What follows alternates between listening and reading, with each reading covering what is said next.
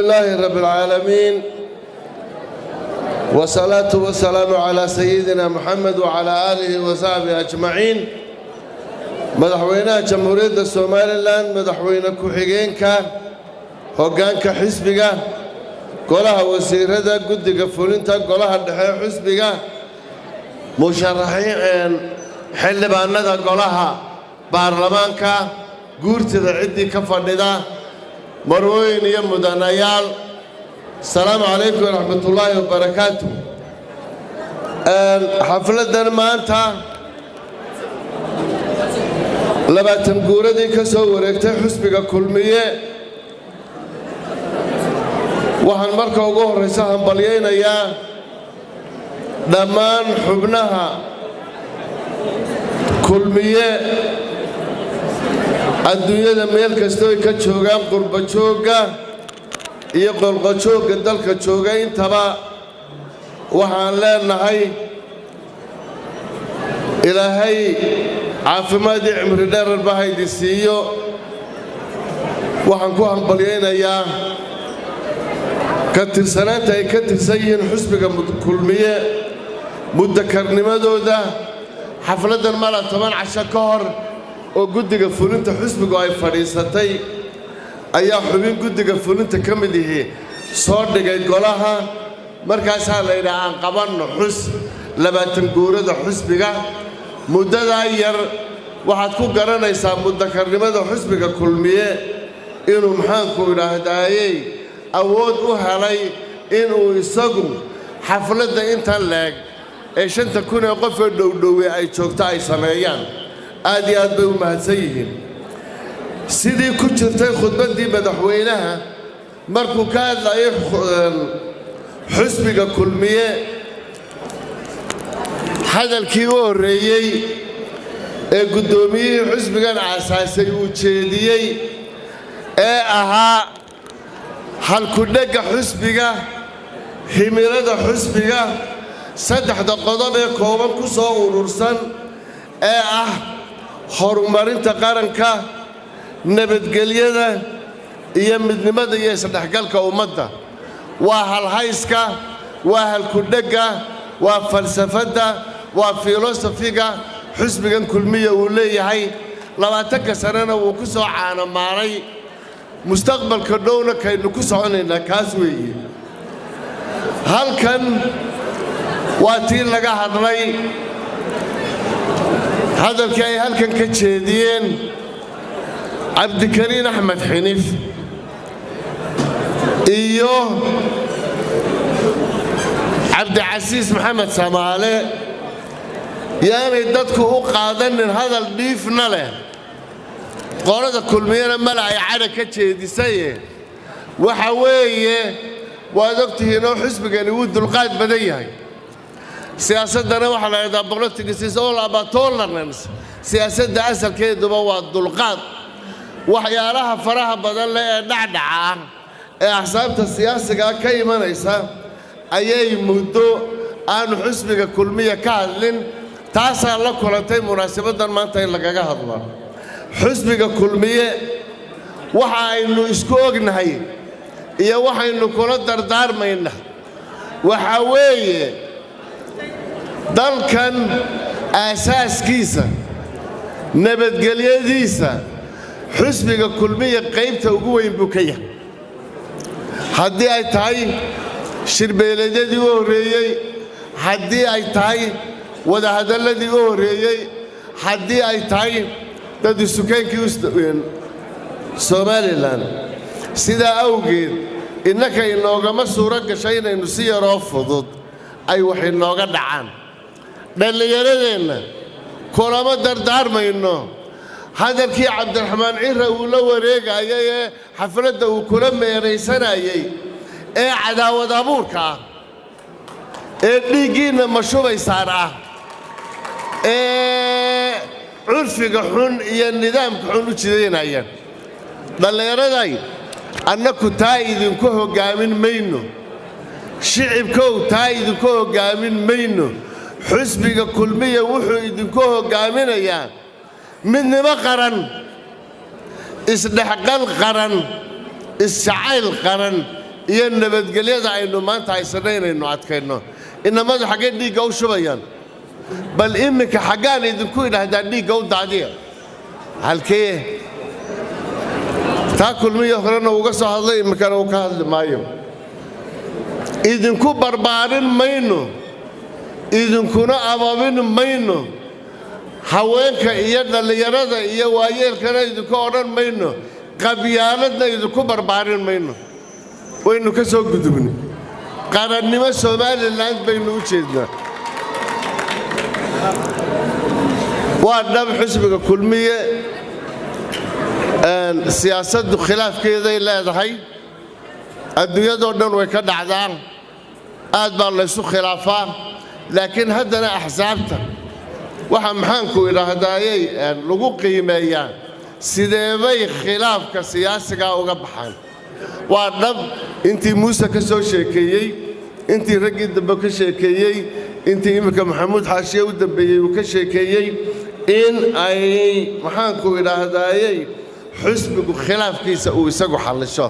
waa qawaaniinta waa mabaadi'da siyaasiga ah iyo arkaanta axsaabta siyaasiga ah lagu wado in maxaanku idhaahdayay si wanaagsan looga wada hadlo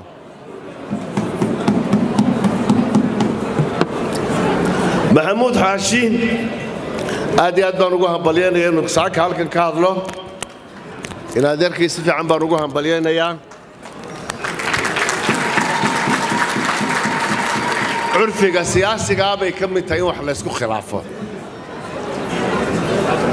curfiga siyaasigana waxa ka mid ah in khilaafka laga wada hadlo aad baan ugu hambalyaynayaa dee inuu ku soo noqday xeradiisii kulmiye waana runtiisoo aniga waannu saragnay madaxweynaha way sarkeen rag badanoo wasiirradahoo halkanna way sadleen arrinkaa waan ka wada hadallay khilaafkaa xisbiga waa laga soo wada hadlay maanta muran kama jiro beej cad baa ka yaalla mustaqbalka wixii aynu kaga wada tashanaynaa baynu kaga wada xidhiidhaynaa ahmiyaddeeduna waxa weeye xisbigii kulmiye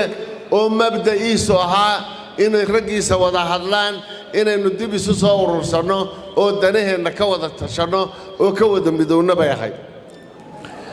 intaa marka aan ka gudbo arrimahan hadda taagan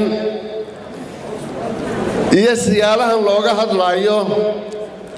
oo ismaandhaaf siyaasiya loo arkayo inay ku jiraan su'aashu waxa weeye ismaandhaafka siyaasiga ahee axsaabta siyaasigaa maanta ku jirta ma mid jiraba mise waa mid la abuurayo xisbiga kulmiya wuxuu qabaa inaanu ahayn khilaaf jira ee uu yahay mid ujeeddooyin gaarana leh labada xisbiye mucaaridkiina ay iyagu abuurayaan caddayntiina anigaaba iminka halkan ka sheegaya sida aynu ogsoonnahay qodobka 9aad ee dastuurka qaranka waa qodobka mar walba oo uu qaynuun soo saarayo madaxweynaha hadda joogay iyo madaxweynihii ka horreeyey ay cuskadaan oo awooddiisa madaxweynahana sheegta waxyaalaha qawaaniinta ahee ka dheegmayana ay ku salaysan tahay ayaa waxa uu sheegayaa nidaamka xusbiyada siyaasadeed ee Somaliland isaga iyo qodobada 22aad iyo 23aad ayaa sheegaya oo xusaya in qof kasto muwaadin xaq u leeyahay urur siyaasiyeena inuu ka mid noqdo waxaana doorto oo nala doorto wuxuu sheegayaan in axsaabta siyaasadeed ee dalka in lagu maamulayo nidaamka xisbiyada badan in dalku uu yeelanayo 3 xisbi qaran in dalka maxaanku idhaahdayay loo samayn karayo ama ay ka furmi karayaan xisbiyo siyaasadeed ama ururo siyaasadeed iyadoo xeer gaara loo raacayo sida aynu ka warqabno saldhigga ururada siyaasadda imika la furayo oo uu qeexayo xeerka asalkiisii hore markii la sameeyey ahaa xeer number 14 2011 kaabis iyo wax ka bedel marka lagu sameeyeyna uu noqonayo xeerka number 14 2021 aasaaskiisu wuxuu ka imanayaa axsaabta siyaasiga ah ee saddexda ah dad badan oo siyaasiyiin aan ku jirin ayaa muddo waxay daba socdeen yaanay noqonin dimuqraadiyadda iyo siyaasadda dalku mid saddex xisbi minobali ugu jirta waa in la helaa fursad maxaan ku idhaahdayey ururo siyaasadeed loo furo taasaa dabadeedna waxaa loo sameeyey baarlamaankii kan ka horreeyey la geeyey xeerkaa dabadeedna waxaa lagu soo saaray xeer number 14 2011 hadda markii la ambaqaadayna loo sameeyey xeer number 14 2011 oo odhanaya 10kii sannadood waa in mar la furaa ururada siyaasiga ah dabadeedna ururadii hore xisbiyadii hore jirana ay noqdaan ururo ka mid noqdaan tartan ay ururadaasi wada galaan dabadeedna saddexda ka soo baxa ay galaan doorashooyinka markaa ku soo jira haddana waa tii ay dib loo geeyey maxkamadda sare oo ah maxkamadda dastuuriga ah waxaa markaa lagama maarmaana dalka iyo qarannimada iyadoo la ilaalinayo geedi socodka maxaanku dhahdaye siyaasadeed ayadoo dib loogu noqonayo mustaqbalka aynu higsanayno dibna loo eegayno geedi socodkeennii taariikheed ee siyaasadeed maxaynu ku soo gudubnay oo ah waxaynu ku soo gudubnay burca markii lagu aasaasay shirkii bintay sheekh kii berbera kii boorame kii hargeysa oo shirbeeleedii wada ahaa ayaynu uga gudubnay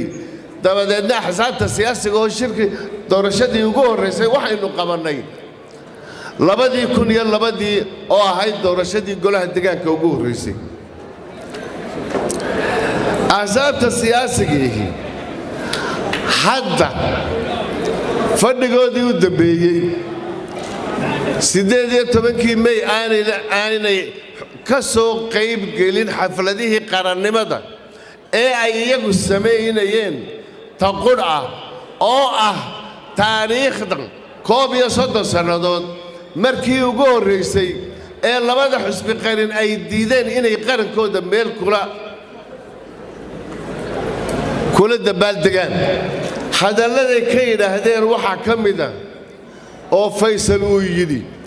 nidar ilaahay waxaan ku galaynaa inaanay dhici doonin in ururo siyaasiya la furo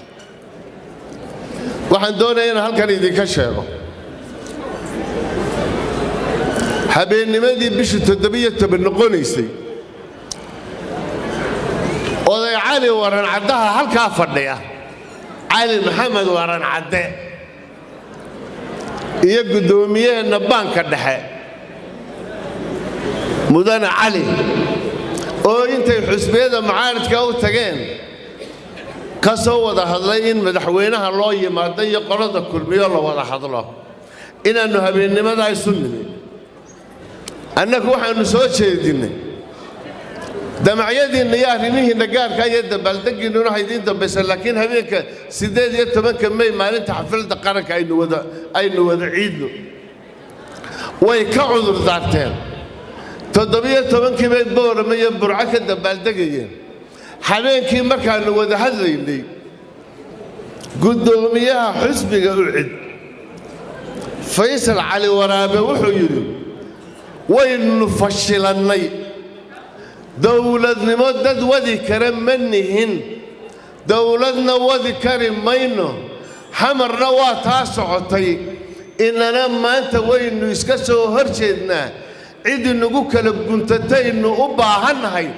waxaynu u baahannahay in aynu Soomaaliya mar labaad ku noqonno oo aynu la yeelanno wax la yidhaahdo federation inaynu mar labaad la yeelanno miyaad u malaynaysaan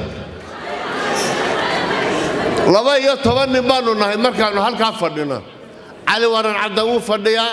علي وو فديا مدحوينه وو فديا أحمد عبد الله وو فديا عنو وان فديا شنك تليها بليسك وو فديا تليها عيدك قرنك وو فديا وزيرك الدينتي أوقافته وو فديا سيدات بانو النهي أيقنا واشن وفيصل وعرو وحرسي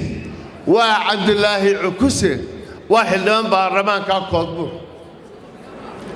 شدي سيدات صدح يطبان قفبانو نهي مياه مدال مرخاتيك يدو قرصون بكر الله يهي ورطة هنالا يابين مركان هذا كيسان حين فيها شيخي عبد العزيز سؤال قايلين اياه دادك كانوا لما عملوا ودادك فدرال كحمر كسعده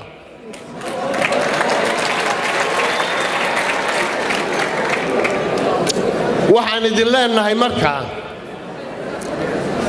xusbiyadii arrimahan maxaan ku dhahday aynu ka kacayno ka hadlayno maadaama aragtida noocaasi jirto arrinta ugu badan ee maanta axsaabta mucaaridkii ka hadlayaan waxa weeye inuu dalku galo khalkhal qaanuuni ah inuu galo constitutional crisis in dalka lagu abuuro oo marka crisis-ka la abuuro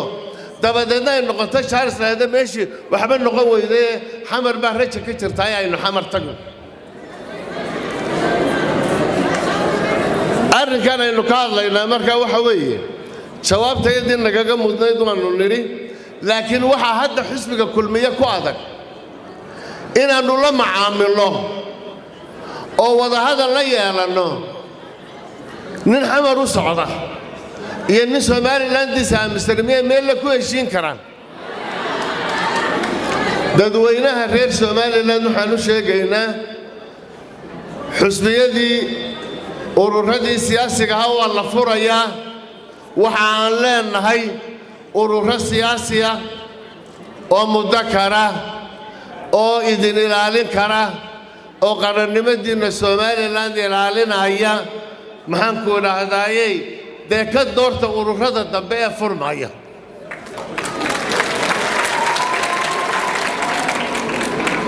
waxa kale oo arrintan ku jirta oo hadda ay intii dhaweyto markaanu si nimi hurteed madaxweynaha lagula soo hadlay oo ay bandhigeen oo qoraalna ku jeediyeen oo international community-ga bulshada adduunka qolyaha inoo yimaada diirka cad leh ay mar walba ku yidhaahdaan reer somaliland waannu ishaysanaa dagaal baa dhacaya waannu isdilaynaa hanala soo kala gaadho bulshadiinnan dadka shicibka ahee meel walba ka yimi meel dagaal ka socda miyaa garanaysaan innaku reer kulmiye cidaynu ishaysanno miyaad garanaysaan annakuna madax baannu idiin nahayoo cidna isma haysanno cidna colma nihine waxa qule aynu doonaynaa inaynu ku soconno xeerarka la samaynaya waa kuwa xeer number 14 waa kaabista madaxweynuhu iminka uu u qoray ee baarlamaanka hor taalla waa taa baarlamaanka qarankana waxa hor yaalla ee iminka daruurigiihi maanta waxa weeye in xeerkaas si degdega loo baaskareeyo xeerkaasi dabadeedna uu camalgal u noqdo xeerkaasi dabadeedna u shaqeeyo arrintii haddeer uu ka hadlayay cabdilcasiis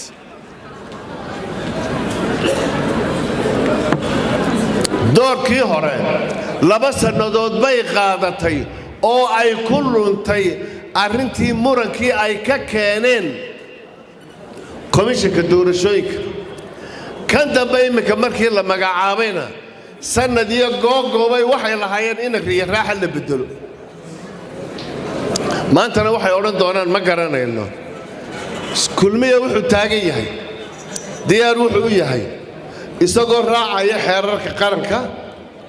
kulmiye isagoo raacaya dastuurka qaranka doorashada iminka ay ku qarwayaan ee ay ka hadlayaan ee madaxtooyada 6 bilood baa ka hadhay